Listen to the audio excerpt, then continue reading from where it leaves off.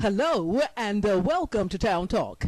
I'm your host, Rose Highland-Sharpe. This very inspirational program is brought to you by Highland Communications for storytelling, entertainment, music, and much more. Call at 910-528-0718. Stay tuned for some of the highlights and special interviews of the University of North Carolina, Chapel Hill Light on the Hill Society Awards Gala, recorded Friday, October 25th, 2019 at the Sheraton Imperial Hotel, Research Triangle Park by yours truly. You'll see a special interview with Mr. Otto White Jr., class of 65 and class of 67, UNC. He's the recipient of the Lassiter Lee McKissick Walker Trailblazer Award, and of course, he is a black pioneer. Miss Nimasheena Burns, 2006, recipient of the Beach Outstanding Young Alumni Award, and she is outstanding. And such an honor to have interviewed her for a short clip on the program. Special thanks to the chairperson of the 2019 Black Alumni Reunion Planning Committee, Philip L. McAlpine, the class of 75, and of course, the chairperson of the Light on the Hill Society Board of Directors, Dr. Janet H. Sutherland, class of 82. Thank you for everybody in their place and space, the coordinators, and all those who made it possible for this great program. I'm honored to have been a video recorder for the inspirational services and the Black Pioneer Lunches and Dinners, some of those since 2009, 2010 to now. And of course, the class of UNC 1980 and 1983. Sit back, relax, enjoy the program, and go Tar Heels. Okay, folks, we're here at UNC-Chapel Hill's 2019 Black Alumni Reunion at the Light on the Hill Scholarship Dinner, and I've got in front of me a gentleman who was very noteworthy for his time here at Carolina back in the 1960s, Otto White Jr., class of 65. How are you, sir? Fine, how are you? Tell us a little bit about your experiences here back in the 60s. Well, when I came to Chapel Hill in the fall of 1961, there were 4 other black students here in the freshman class, 1 senior, 1 junior, and 2 sophomores. And it turned out that the sophomore student was from 30 miles away from my hometown, which is New Bern, North Carolina. And Bob Reddick is the student I'm talking about. We roomed for about 3.5 years together. Wow. Okay. And he and a gentleman named Kellis Parker were both from Kinston.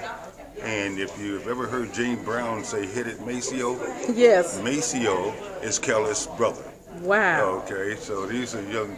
This was the environment that we encountered when we reached Chapel Hill. Okay, we all stayed.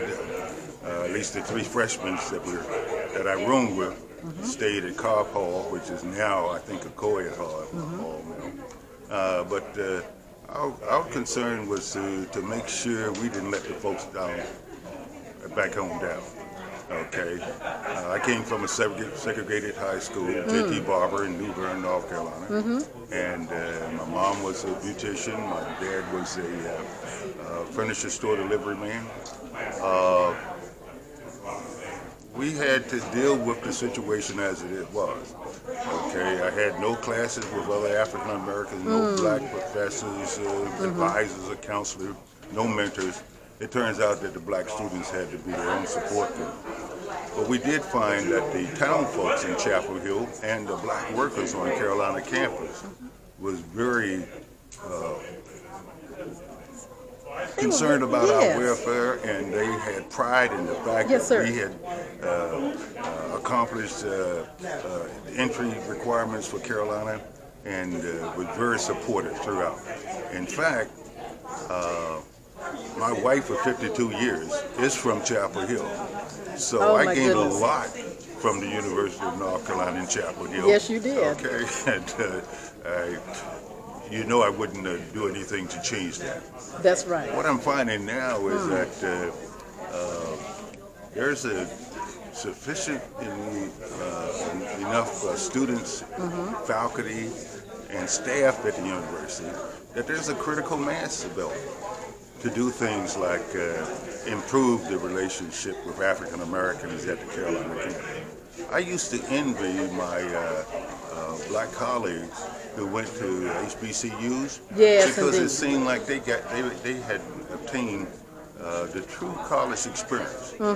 Black sports, black coaches, black professors, Yes, sir. and girls. Carolina girls were only girls on campus were girls who went to nursing school until they were able to transfer their junior year. So we would often hitchhike to Durham to go to Central's game or to Greensboro to go to the A&T games. I know that's right. So because there was no black athletes playing on the Carolina campus at that time. Wow.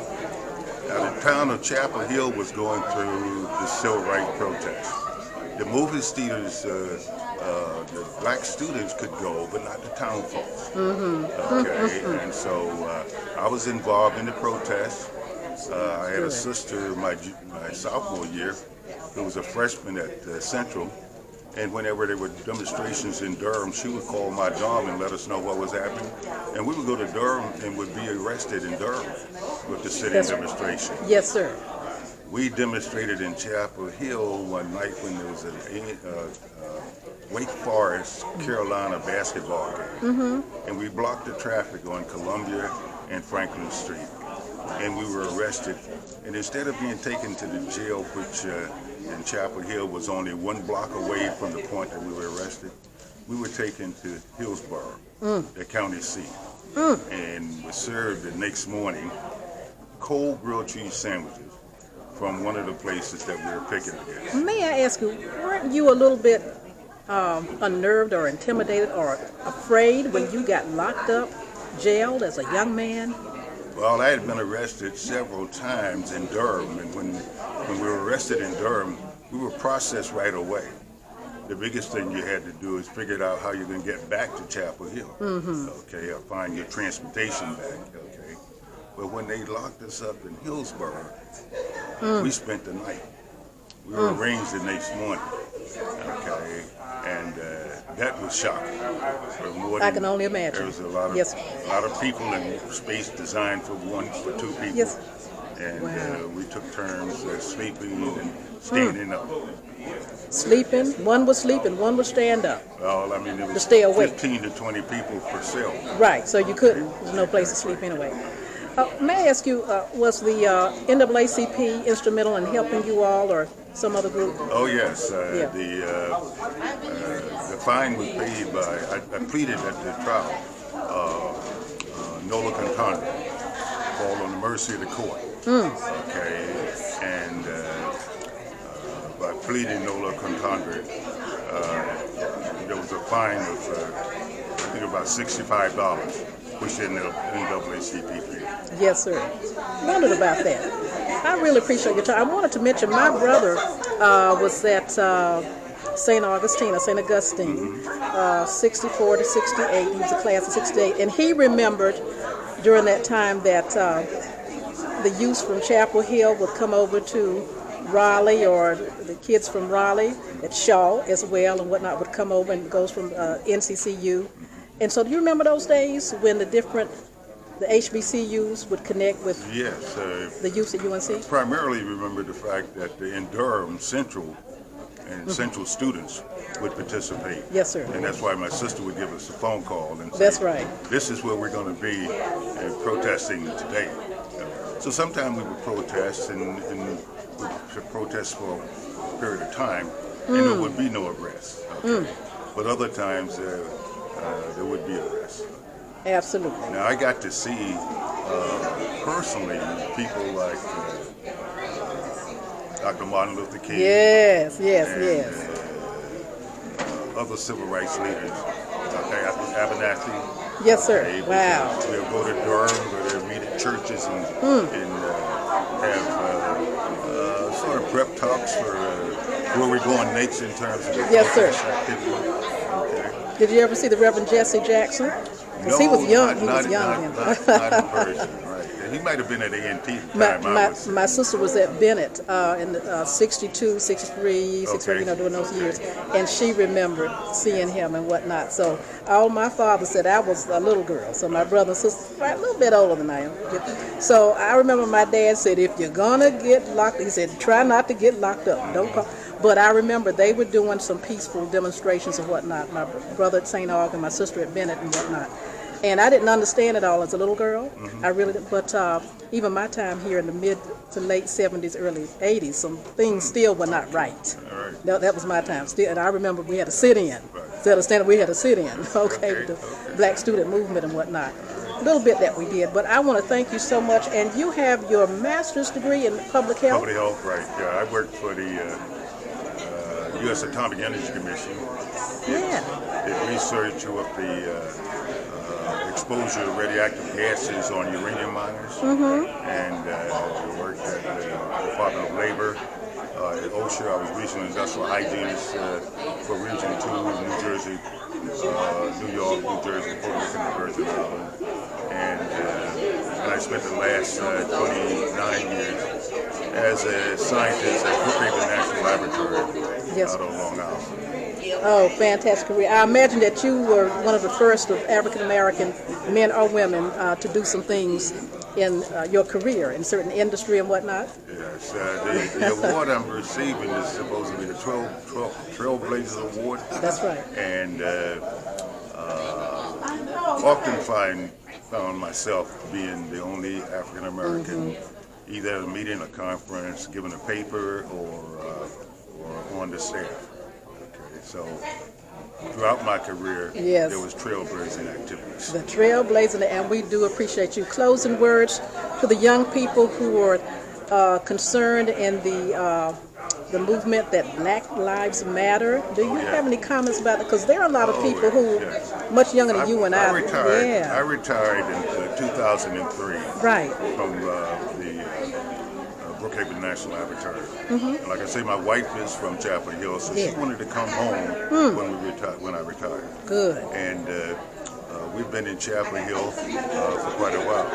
There's another African-American colleague who's a black pioneer. He's going to come around the moment. Yeah. So Ronna, I will. All right to bring Ronna? Bring him on. I'm going to let you close it out. We're being interviewed, okay? So this is Ronna White, okay? Although we both have the same last name. Yes. And we're both from New Bern. Both from New Bern. Okay, and we both came to Carolina during the 60s. Okay. How you doing, sir? I'm doing well. And thank you for being one of the pioneers in all that you had to endure so that those of us who came later in the 70s and 80s and so forth could have the foundation. No, just a kid. Yeah, I'm like the old timer, not too far behind. To God be the glory. So you were here, sir. You graduated about what year? I was with the class of 68. 68. All right. That puts you in the age of my older brother. All right. That's right. Absolutely. So you have some fond memories and some not so fond memories? Yes, absolutely. But I'm alive. Oh, you made it through it. Still here. I'm still here. Well, we appreciate you guys. And now, as we're video recording this here at the Sheraton Imperial, Durham, North Carolina, we used to be in at the Sheraton in Chapel Hill. I believe tomorrow morning, Saturday, there is a Black Pioneer the breakfast. Yes. It's like 8 in the morning. 8:30. 8:30. I'm one of the panelists. It's called Tar Heels on Ice. And what we'll be doing is talking about the times during the 60s when there were protests and demonstrations going on in this area. And several of us spent some time, like I did, in the poking. Okay. Yes, sir. Okay, so we'll be talking about it. Mr. White, did you also, were you arrested during that time of the protest? No, I was not arrested here in Chapel Hill. In Durham. Yes, sir. And in Greensboro, yes. Okay, wow. We can talk about those times, and we're going to have to get more. I'm not going to be able to make I almost wanted to come on because I didn't pay my monies for that, because I got you all on some other occasions, at a brunch on Sunday, at a dinner, and the conversation's awesome. People can go to my YouTube, Rose Highland-Sharpe, YouTube to see those interviews and y'all's conversations about what you had to endure during those 60s. But continue to have those, and the program. You should come. You should come by the breakfast, even though you don't have to take it. Just don't eat. And I'm driving back and forth. Yeah, you can still come in and record. Hear the panel discussion. Oh, it's so awesome. Now, is there a website that you all have that the younger people, anybody, can tune into? And you said the group. What is the group you just mentioned? Outside of the regular Black Pioneers, is some group where you're getting together? Well, I was talking about the breakfast, I thought. Well, but there was something. But you all meet regularly, not just once a year. No, we meet to plan the activities for the Black Pioneers. Activities for the Well, I think there should be something on a regular basis, some kind of way, quarterly. And for the younger people, they're so into social media. Mm-hmm. They like to go on the Facebook, Twitter, Instagram. They're looking for information. Somebody might be writing a paper, a dissertation on what you're talking about today. So that's just a thought. All right. Yes. Gentlemen, there's opportunities for more trailblazers. Opportunities for more trailblazers. Good. God bless you. God bless you. And forever a Tar Heel. And be the hell out of good. Oh, okay. Can't put that on the Sunday gospel part. Thank you so much. I'll get you for a minute. So this Town Talk TV is what I do. That's one of the things I do at Southern Pines. All right. And she's here. This is the winner. I'm so sorry. Give everybody your name again, my dear. Nimasheena Burns. And what did you win this evening at the I am the 2019 Harvey Beach Young Alumni Award winner. Congratulations to you. Thank you. And I know I've got about a minute. What you said a couple of profound things this evening. I'm going to get that recording from the other gentleman who recorded this entire program. I should have had my camera rolling. But to tell other young people, you were so honest, so real, so open, and they put no airs about it.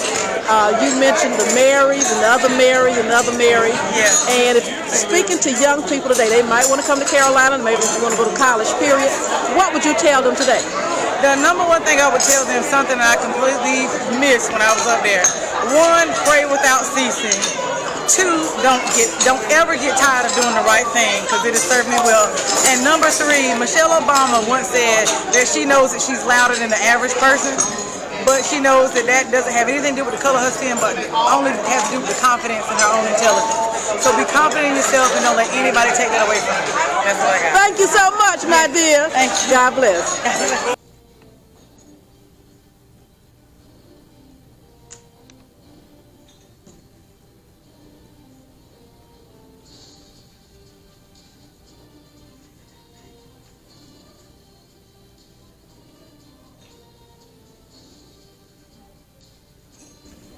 That we all are members of the Carolina family today. Imagine starting out 50 years ago at this place.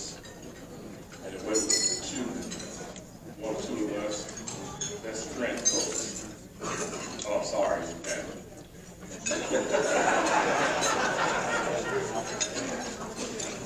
So thanks to Carol Woods for their sponsorship of the Golden Ram Society. With more than 35 years, can we give them a hand?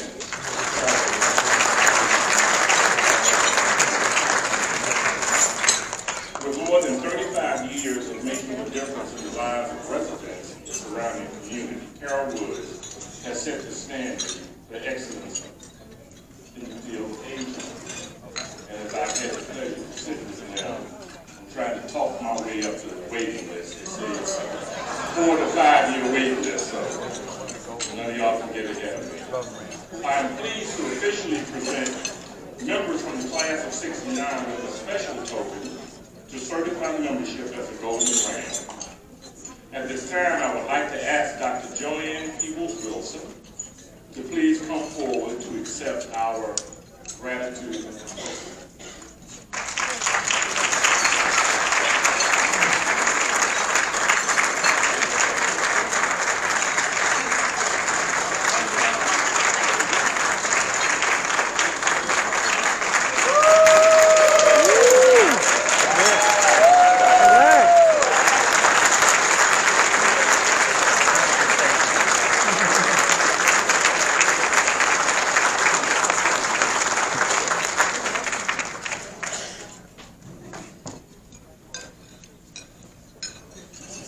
also my pleasure to salute inductees that could not be with us tonight.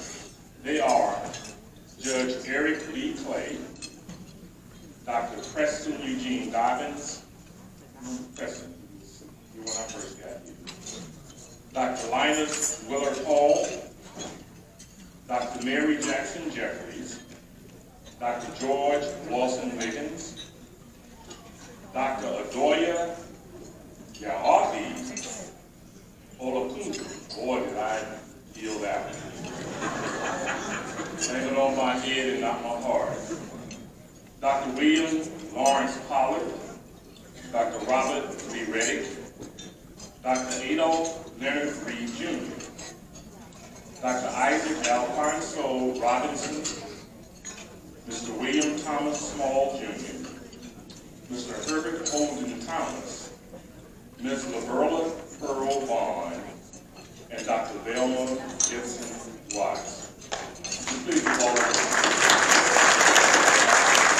Thank you for our new class.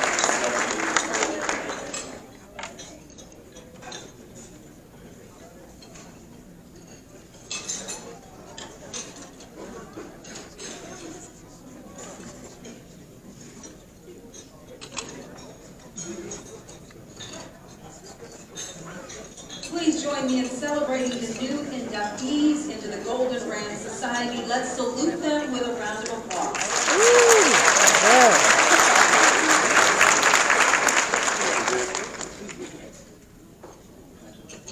And thank you again, Carol Woods, for your sponsorship. And thank you to the 2019 Golden Rand Society inductees for your courage and spirit of excellence.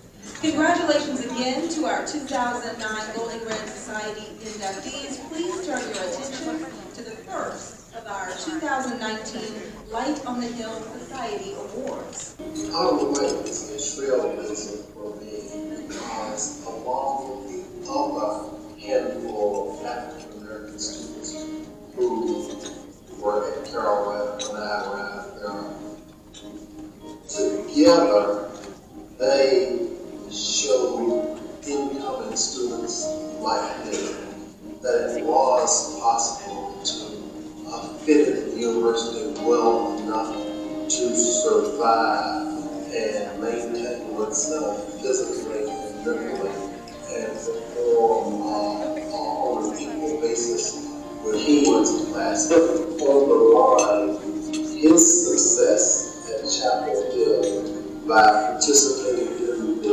demonstrations that were worked on and being willing to take a stand and go to jail and risk getting his degree. So it was absolutely a profound encouragement for Otto to do what he did. And I think and hope he will be remembered and applauded.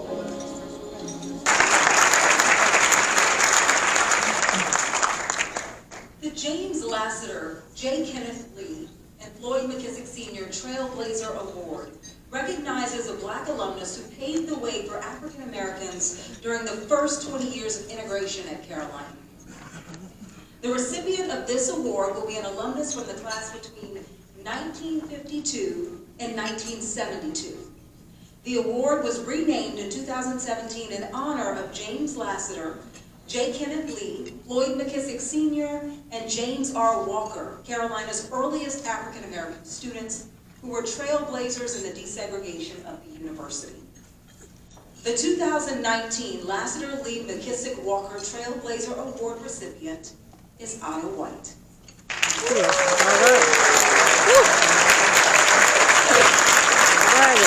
Yeah.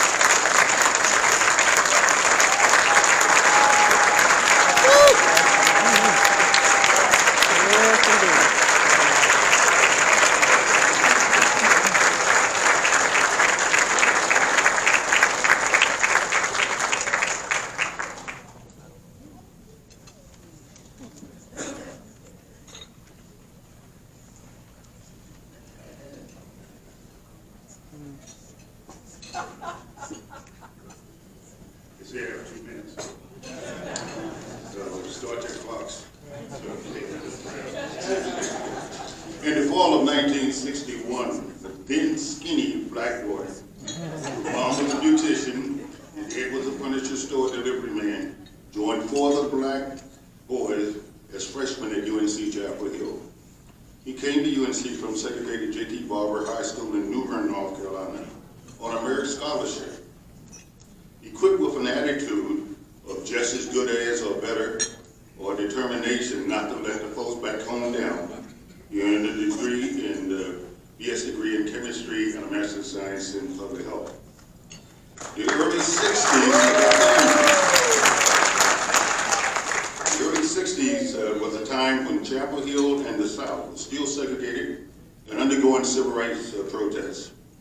Although there was a barber shop at the Y on campus, the blacks had to walk downtown to the hood for haircuts.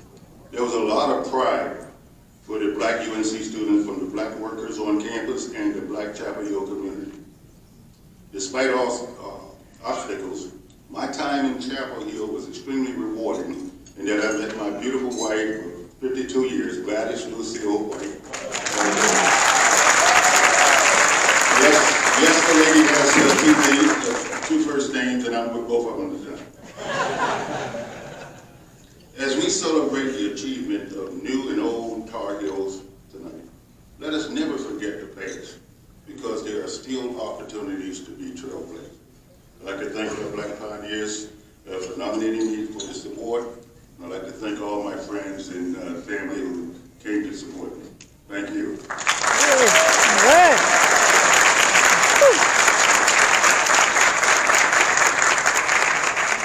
Especially in light of tomorrow's opponent, you may certainly end this song with your own favorite word.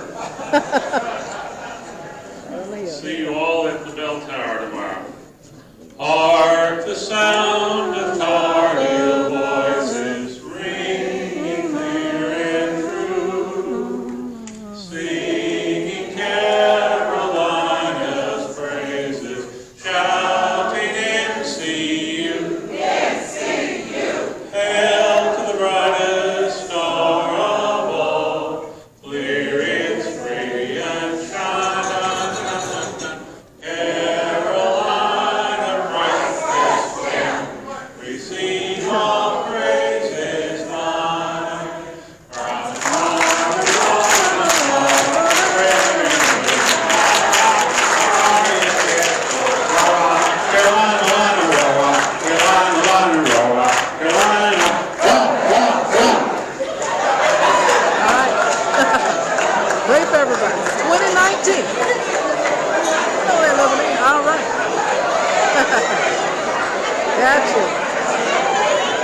Black Alumni Reunion 2019 at the Sheraton Imperial, Durham, North Carolina.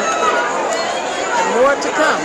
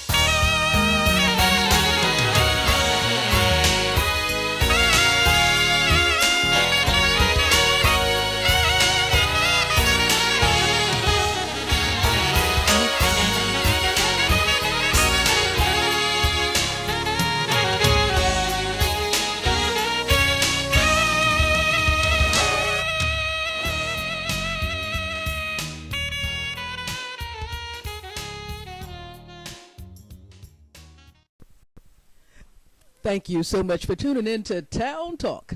I'm Rose Highland-Sharpe, and as always, I hope you enjoy the show. And honey, remember, some way by God's grace and mercy, if you're walking the walk, you'll be on Town Talk. Take care. God bless.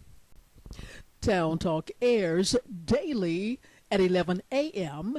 and 11:30 a.m. and other times noted in the evening on WYBE TV Spectrum Cable 3, Southern Pines, North Carolina, and on Rose Highland-Sharpe YouTube 24 hours a day. It is a service to the community.